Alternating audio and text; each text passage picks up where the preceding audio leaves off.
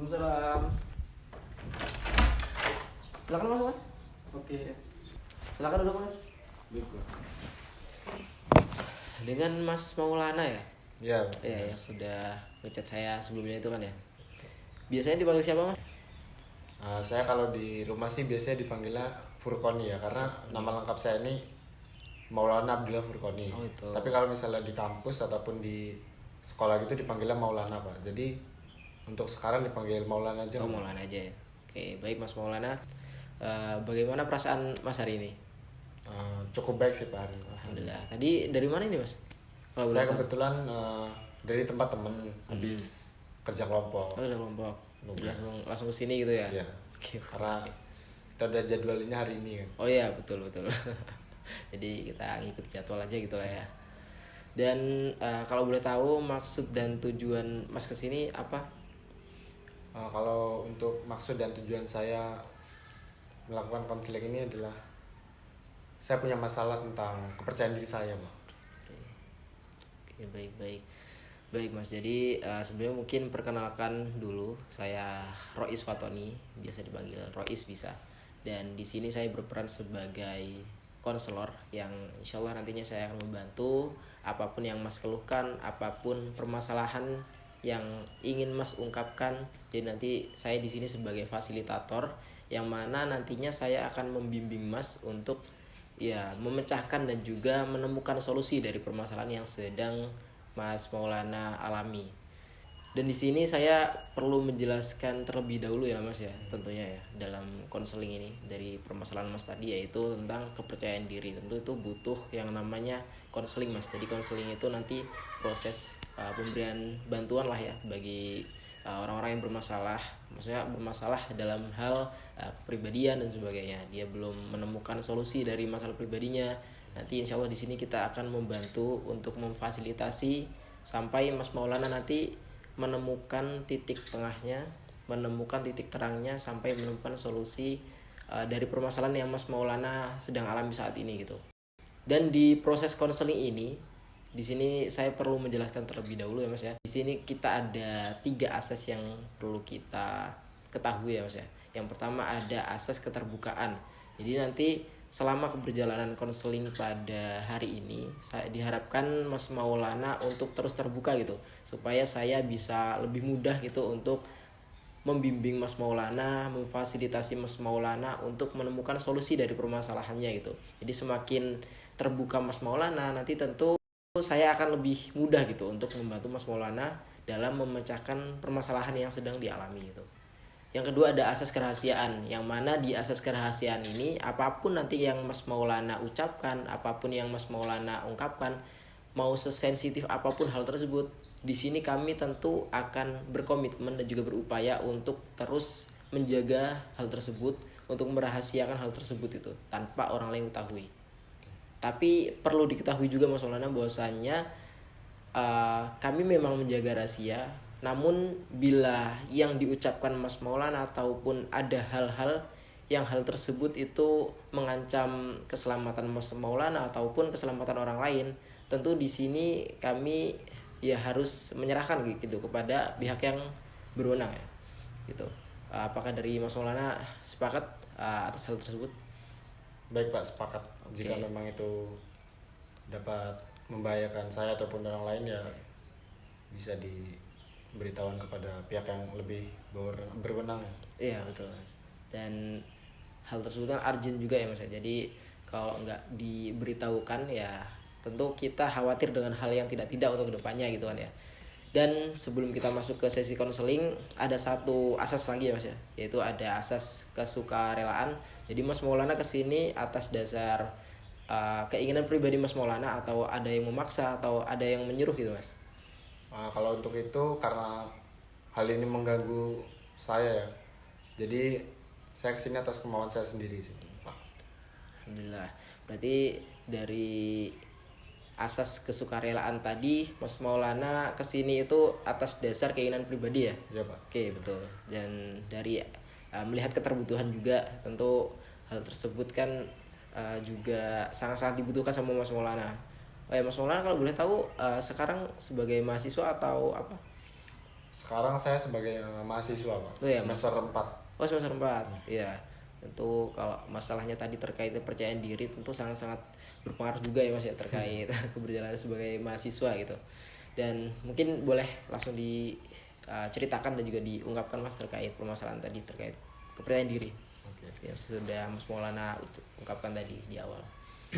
Jadi begini Pak, terkait permasalahan saya ini, saya tuh memiliki rasa kepercayaan diri itu yang sangat rendah gitu Pak.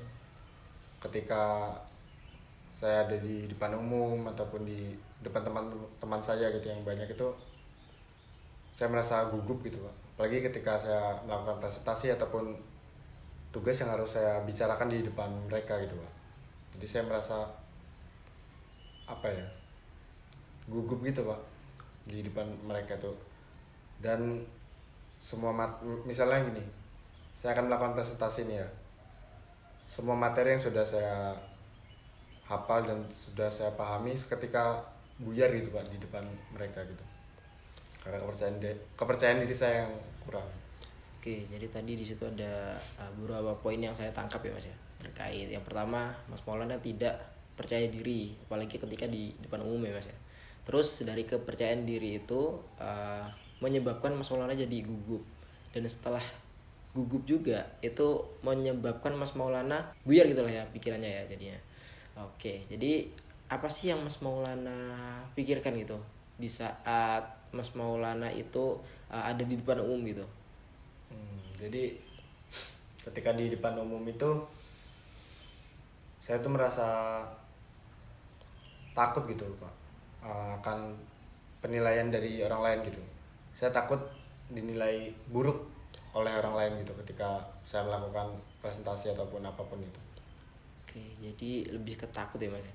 Tapi sebenarnya dari yang Mas Maulana ceritakan tadi sebenarnya bukan lebih mengarah ke takut sih Mas. Tapi kalau bahasa anak zaman sekarang itu parno gitu.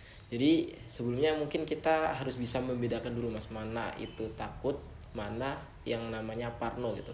Jadi kalau takut itu kan kita sudah pernah mengalami gitu, hal-hal yang memang kita khawatirkan gitu. Tapi kalau kita sekedar parno itu kita mengkhawatirkan hal-hal yang belum tentu terjadi gitu. Nah dari Mas Maulana sendiri apakah pernah gitu semenjak semenjak pengalaman Mas Maulana bicara di depan umum, apakah Mas Maulana pernah gitu dinilai buruk ataupun diejek gitu? Kalau untuk hal itu sepertinya belum pernah sih Pak, karena nggak tahu ya, tapi kalau di belakang saya gimana orang ngomongin gitu. Oke, jadi dari Mas Maulana itu hanya sekedar khawatir ya akan hal-hal yang mungkin belum tentu terjadi gitu. Apalagi sampai tadi berpikiran bahwasannya mereka membicarakan di belakang gitu. Itu kan belum tentu terjadi gitu. Dan dari Mas Maulana apakah sudah ada bukti gitu dari mereka membicarakan di belakang atau mungkin mengejek ketika Mas Maulana berbicara di depan umum gitu?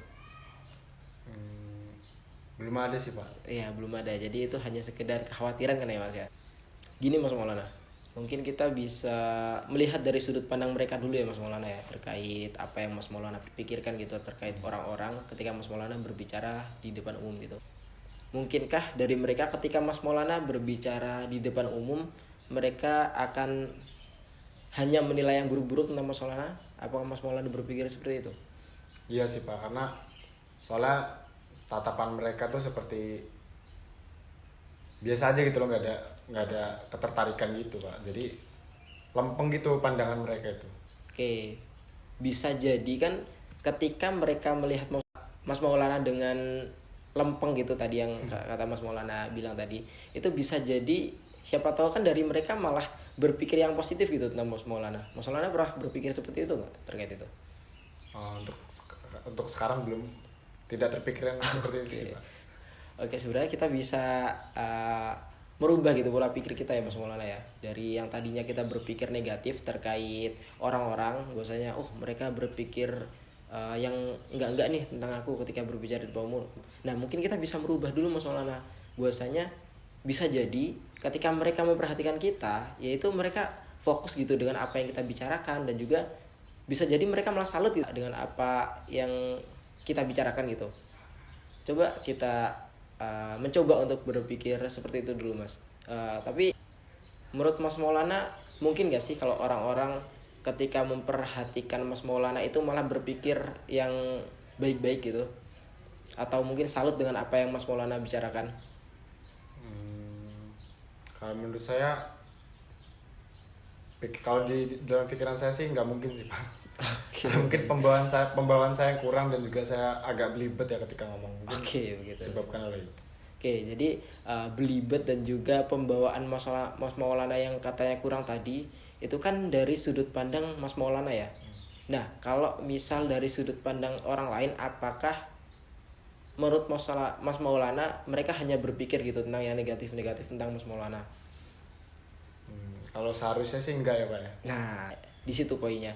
Jadi nggak mungkin lah ya semua orang itu berpikir yang negatif tuh tentang kita ya Mas Maulana ya. Jadi di sini kita bisalah mengalihkan pemikiran kita yang tadinya berpikir bahwasanya semua orang itu mikir yang negatif nih tentang kita. Nah, kita bisa merubah hal tersebut gitu, bahwasanya ya nggak semua orang itulah kalau melihat kita berbicara di depan umum mereka itu berpikir negatif gitu. Jadi mungkin kita bisa merubah pola pikir kita dulu ya Mas Maulana tentang hal ini gitu. Kita bisa melihat sudut pandang dari orang lain dulu gitu. Baik Pak. Oke, baik. Jadi dari pengalaman Mas Maulana tadi yang sudah Mas Maulana ceritakan, jadi itu sebenarnya lebih kepada kekhawatiran ya Mas ya. Sekedar parno aja sebenarnya. Bukan rasa takut gitu. Kalau takut kan kita ya udah pernah merasakan gitu. Sedangkan yang Mas Maulana alami tadi itu Mas Maulana hanya khawatir gitu tentang pandangan orang-orang terhadap Mas Maulana. Sedangkan kita masih bisa lah berpikir yang positif gitu terkait apa yang orang-orang pikirkan tentang Mas Maulana. Kan nggak mungkin juga semua orang berpikir negatif tentang kita. Bisa juga mereka malah salut ataupun takjub gitu dengan apa yang kita sampaikan. Nah, dari sini saya mau bertanya dulu nih, tingkat ketidakpercayaan diri Mas Maulana ketika berbicara di depan umum itu 1 sampai 10 itu berapa Mas? Tingkat kepercayaan dirinya? Ketidakpercayaan diri. Ketidakpercayaan diri ya? Betul. 8 sih kayaknya. 8. Itu cukup besar ya Mas ya. Oke. Dan hal tersebut ternyata banyak disebabkan oleh pemikiran-pemikiran dari Mas Maulana yang memang berpikir negatif gitu tentang orang-orang itu kan. Nah, tentu dari apa yang sudah saya jelaskan tadi, tentu kan kita bisa sedikit merubah lah ya terkait apa yang Mas Maulana pikirkan itu. Oh ya, ada yang lupa saya tanyakan tadi Mas. Ketika Mas Maulana berbicara di depan umum tadi kan Mas Maulana kurang percaya diri ya. Nah, apakah Mas Maulana punya teman dekat gitu di perkuliahan? Dekat ada sih Pak. Ada ya. Nah, ketika berbicara di depan umum kan Mas Maulana tadi kurang percaya diri ya. Nah, apakah ketika Mas Maulana berbicara dengan teman dekat Mas Maulana tersebut, Mas Maulana juga merasakan ketidakpercayaan diri tersebut? Kalau untuk teman dekat ya, saya rasa saya percaya diri sih Pak, karena saya mengenal mereka gitu. Oh begitu. Berarti Mas Maulana itu lebih banyak berpikiran negatif kepada orang-orang yang memang tidak terlalu dekat gitu ya. Oke. Jadi ketika berbicara dengan orang yang mungkin akrab, dari Mas Maulana lebih bisa terbuka dan juga bisa lebih percaya diri gitu ya. Oke, baik Mas. Dari yang sudah Mas Maulana sampaikan tadi, mungkin kita bisa melakukan latihan ya Mas ya. Yang namanya latihan exposure. Jadi mungkin Mas Maulana bisa mencoba dulu di hari pertama, nanti Mas Maulana bisa mencoba gitu untuk berbicara atau mungkin latihan presentasi gitu di depan teman-teman Mas Maulana gitu, dari lingkup kecil dulu gitu Mas. Jadi ketika di hari pertama tersebut Mas Maulana berhasil untuk melakukan presentasi di depan teman-teman Mas Maulana atau orang-orang terdekat Mas Maulana bisa mencatat keberhasilan tersebut gitu. Nanti di hari kedua, hari ketiga, dan hari keempat nanti kita bisa tingkatkan Mas Maulana. Yang tadinya mungkin di hari pertama Mas Maulana bisa presentasi di depan 2 orang teman Mas Maulana gitu.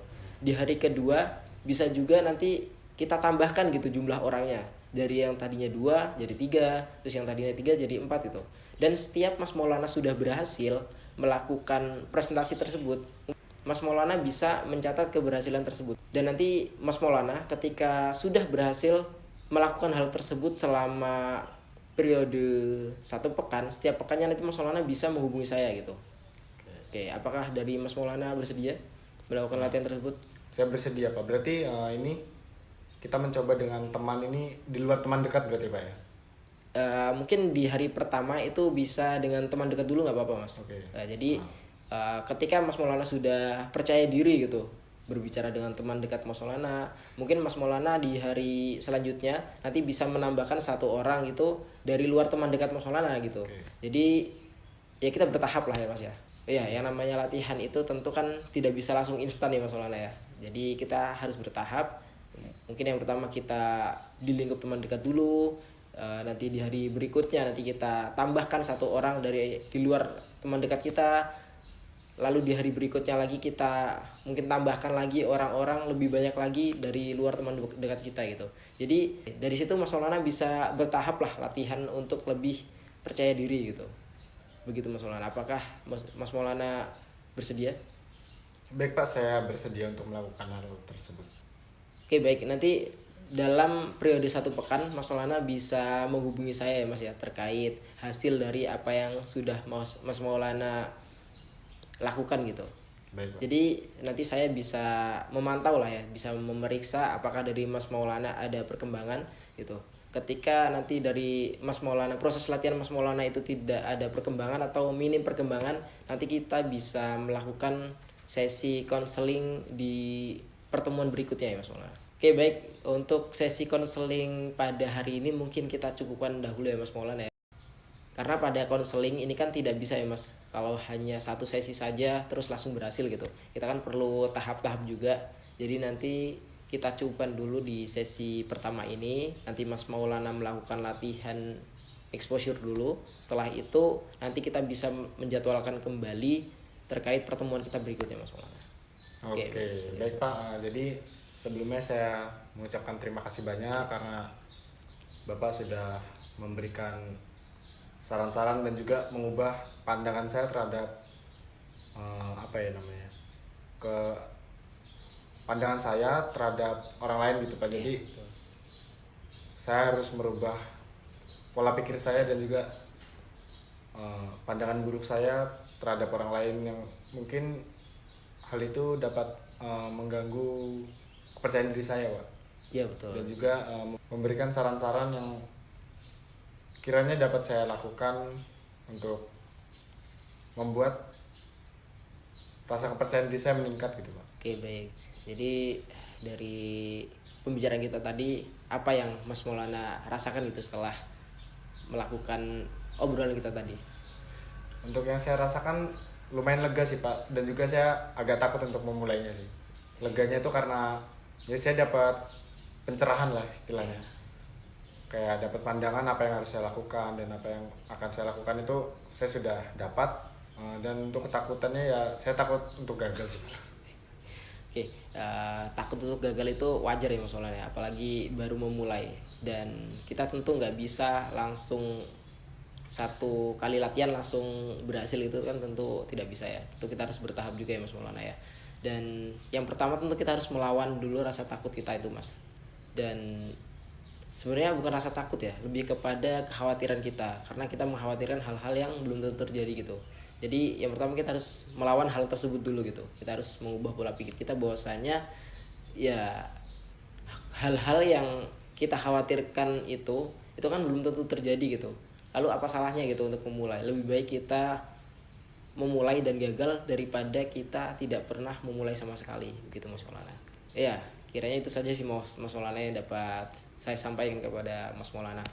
Jika masih ada yang mau ditanyakan lagi atau ada yang mau disampaikan lagi silahkan. Oke, saya rasa cukup untuk pertanyaan, tidak ada yang ingin saya tanyakan lagi. Oke baik, mungkin kita nanti bisa menjadwalkan ulang Mas Maulana terkait pertemuan berikutnya. Oke baik, itu saja mungkin ya Mas Maulana. Saya boleh langsung pulang Pak? Oh iya boleh ya. Mari Pak. Ya terima kasih Mas Maulana. Assalamualaikum. Waalaikumsalam.